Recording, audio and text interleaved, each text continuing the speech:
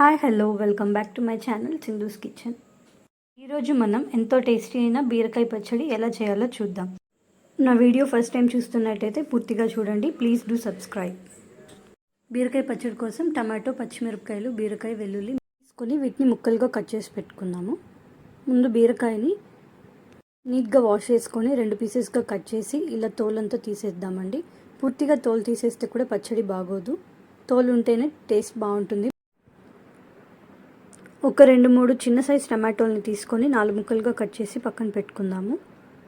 Medium size అయితే 2 tomato సరిపోతాయి.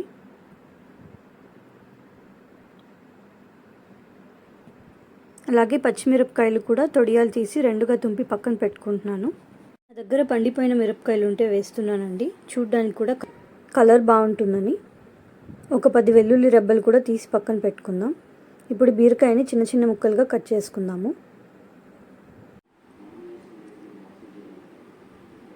ఇప్పుడు స్టవ్ మీద ఒక బాండీ పెట్టి ఆయిల్ వేసుకుంటున్నానండి. ఒక 2 టేబుల్ స్పూన్స్ వేస్తున్నాను. పచ్చడి ఫ్రై అవ్వడానికి సరిపోవాలి కాబట్టి. ఇప్పుడు ఆయిల్ హీట్ అయ్యాక 1 స్పూన్ జీలకర్ర వేసుకుందాము. ఒక 1/2 స్పూన్ మెంతులు కూడా వేయండి, టేస్ట్ బాగుంటుంది. ఇప్పుడు మనం తుంపి పెట్టుకున్న పచ్చిమిరపకాయలు వేసుకొని ఒక 10 వెల్లుల్లి రెబ్బలు కూడా వేసుకుందాము. కొంచెం ఇంగువ వేద్దామండి, ఫ్లేవర్ కూడా బాగుంటుంది. 1 టీ స్పూన్ ధనియాలు కూడా వేస్తున్నాను. ఇవన్నీ వేసి ఆయిల్లో ఒక 2 మినిట్స్ లో ఫ్లేమ్లో ఫ్రై చేసుకుందామండి. ఇవి ఫ్రై అయిపోయాక మనం సన్నగా కట్ చేసి పెట్టుకున్న బీరకాయ ముక్కల్ని వేసి, అలాగే మనం కట్ చేసి పెట్టుకున్న టమాటో ముక్కల్ని కూడా వేద్దాము. కొంచెం చింతపండు, పచ్చడి త్వరగా పాడవకుండా ఉంటుందండి. ఒక 1/2 స్పూన్ పసుపు, రుచికి సరిపడా సాల్ట్, నేనైతే 1 టేబుల్ స్పూన్ వేస్తున్నాను. సరిపోతే లాస్ట్లో వేసుకోవచ్చు. ఇప్పుడు ఈ మిశ్రమాన్ని అంతా బాగా కలిపి మూత పెట్టి ఒక 10 to 15 మినిట్స్ బాగా ఉడికించుకుందామండి. ఇదంతా బాగా ఉడికిపోయింది. ఇప్పుడు స్టవ్ ఆఫ్ చేసి చల్లారనిద్దాము. చల్లారిన తర్వాత ఇలా మిక్సీ జార్లో ట్రాన్స్ఫర్ చేసుకొని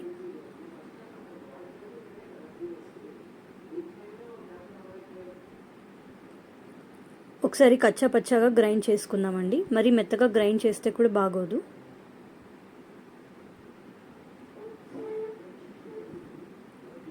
ఇప్పుడు దీన్ని పక్కన పెట్టేసి తాలింపు వేద్దాము. ఒక బాండీలో ఆయిల్ వేసి ఆయిల్ హీట్ అయ్యాక ఆవాలు, జీలకర్ర, ఒక 2-3 ఎండుమిరపకాయలు, దంచి పెట్టుకున్న వెల్లుల్లి, కరివేపాకు వేసి 1 నిమిషం ఫ్రై చేద్దాము. ఒక చిటికెడు ఇంగువ కూడా వేద్దాము. ఇదంతా బాగా ఫ్రై చేసి స్టవ్ ఆఫ్ చేసేయండి. ఇప్పుడు మనం మిక్సీ పట్టి పెట్టుకున్న బీరకాయ పచ్చడి అండి, ఎంతో టేస్టీ అయిన బీరకాయ పచ్చడి రెడీ అయిపోయింది. ఇది దోశలోకైనా, రైస్లోకి, వేడివేడి అన్నంలో నెయ్యి వేసుకొని తింటే చాలా బాగుంటుంది. ఒకసారి మీరు కూడా ట్రై చేసి ఎలా ఉందో కామెంట్ చేయండి. Thanks for watching. సబ్స్క్రైబ్.